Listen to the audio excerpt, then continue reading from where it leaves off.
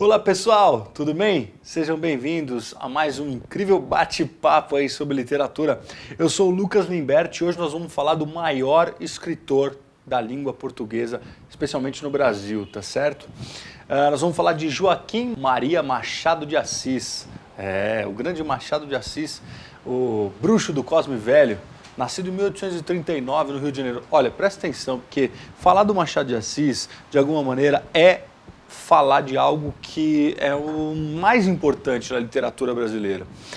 Pensar nos vestibulares, por exemplo, é o que mais cai nos vestibulares. Os alunos têm costume de perguntar, professor, o que vai cair no vestibular? E aí parece que a gente tem uma bola de cristal, né?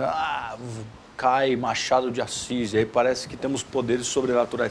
Não, estamos falando dele, o maior escritor, e obviamente ele vai configurar aí as principais provas, tá certo? Então presta atenção. O Machado de Assis é um fenômeno em vários aspectos, então nós vamos tentar mapear aqui, anota aí que isso é importante. Bom, nascido em 1839, vamos pensar já no encaminhamento para a segunda metade do século XIX, ele é um dos criadores da literatura realista. Vale dizer que o Machado bebeu muito na fonte do José de Alencar. José de Alencar, um dos criadores de um projeto de literatura nacional, a questão do herói, a heroína, o conflito, a redenção, modelos importados, de alguma maneira, do que se fazia no romance europeu. E aí vem o Machado, de alguma maneira, começa a escrever sobre a lógica do José de Alencar com os seus romances românticos.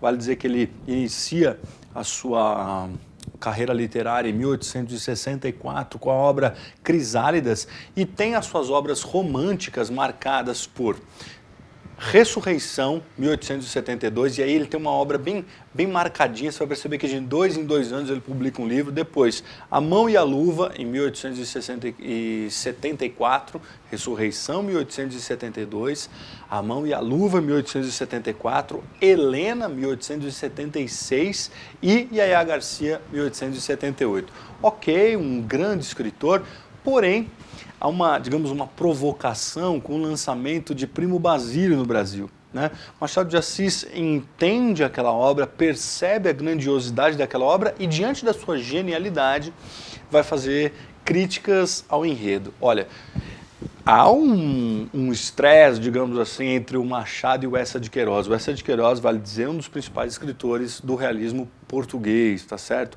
Participante das conferências do Cassino Lisbonense, um diálogo com a questão Coimbra, com Antero de Quental, enfim.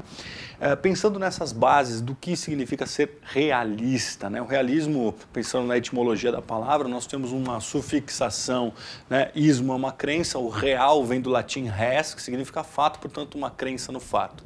Você vai perceber que essas influências do final do século XIX, inclusive com a questão da industrialização, urbanização, desenvolvimento das teorias cientificistas, vão de fato culminar num Machado de Assis que vai, pensando nessa questão aí do Eça e dessa primeira obra em relação a José de Alencar, vai se apropriar desses modelos e vai trazer aí uma grande transformação para a literatura brasileira. Então, pensando, né, as teorias cientificistas, desde o Darwin, o próprio Marx, né, pensando a questão do capital, a estruturação da sociedade, Augusto Conte, Hipólito Taine. Então você tem todos esses sujeitos que vão pensar a sociedade sobre um viés crítico, ou como um analista, né? Esses escritores se colocam como se fossem cientistas que olham para a sociedade e analisam ali. Você vai perceber que o escritor se coloca como um cientista em função do meio, né? Aquela coisa de imitar o meio a mimes.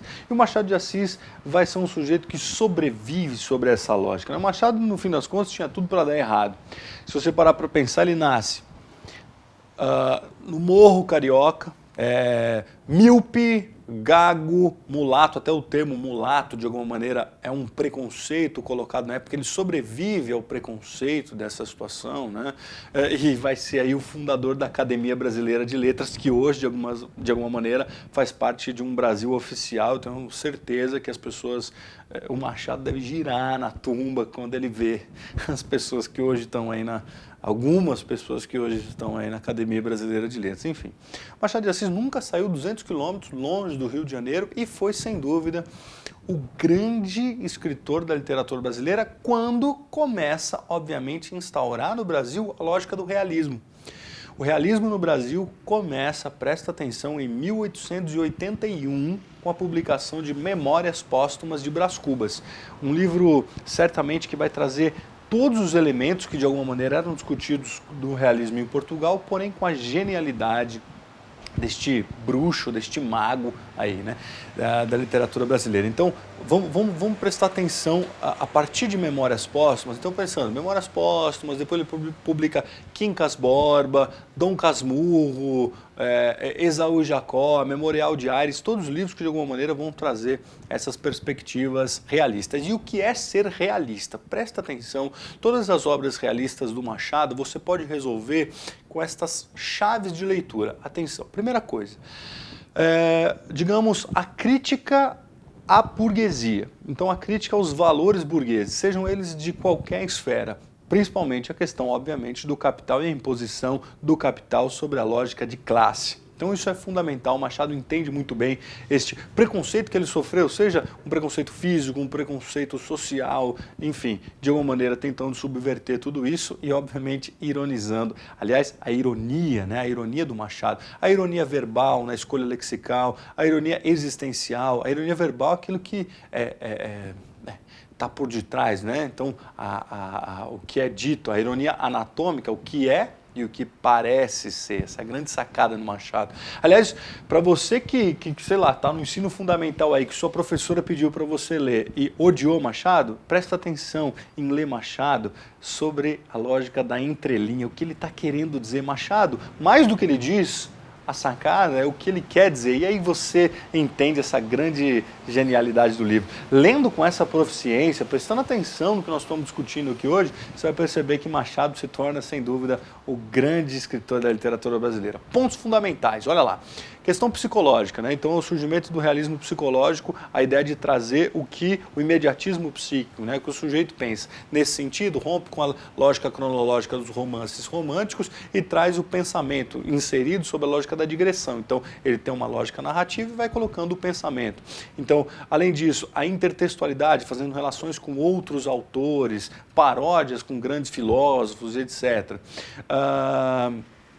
A crítica social, a metalinguagem, o diálogo com o leitor. Então, isso é muito inovador do ponto de vista do Machado, quando ele coloca, por exemplo, o narrador dialogando com o leitor. Cara, leitor, né? Tu que tem pressas de que esse livro termine, ele segue uma lógica diferente. Enfim, com essas características, né, pensando na crítica social, diálogo com o leitor, a ironia, o não dito, a metalinguagem, a paródia, o diálogo com o leitor, você consegue resolver aí todas as análises dos livros do Machado de Assis, tá certo? Então, presta atenção nisso, vá para os livros. Mais do que um convite, se reconhecer enquanto brasileiro na sua condição de classe e na sua genialidade artística, e aí você vai ter aí uma grande análise, tá certo? Então eu espero que tenha valido a pena. Machado de Assis, olha, é sem dúvida um grande escritor. Até a próxima. Curtam o nosso canal, inscrevam-se aí, sempre um bate-papo interessantíssimo sobre as principais obras literárias do nosso país e, claro, da língua portuguesa. Até a próxima!